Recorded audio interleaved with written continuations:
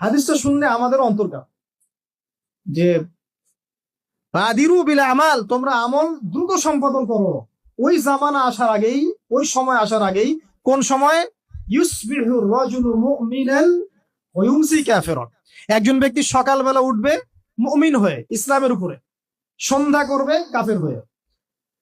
বুঝতে পারছেন কত দ্রুত ঈমান চলে যাচ্ছে? এই যে এইসব কনসেপ্টে বিশ্বাস করলে ঈমান থাকে? থাকে না। কেউ যদি বলে বিগ ব্যাং থেকে মহাবিশ্ব সৃষ্টি হয়েছে, আল্লাহ পাক সৃষ্টি করেন নাই, ঈমান থাকলো? তো সকালে মুমিন হয়ে উঠলো, সন্ধ্যায় কাফের হয়ে গেল।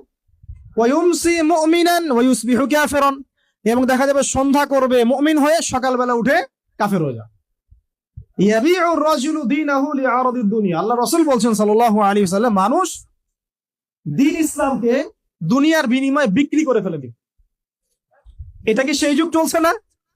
আপনি একবার নবীর প্রতি দরুদ পড়েন, আপনার প্রতি 10 বার রহম করা হবে ইনশাআল্লাহ। আল্লাহ পাক 10টা গুনাহ মাফ করে দিবেন, আল্লাহ পাক 10টা নেকি লিখে দিবেন, এবং আপনার মর্যাদার স্তর আল্লাহ 10 গুণ বাড়িয়ে দিবেন।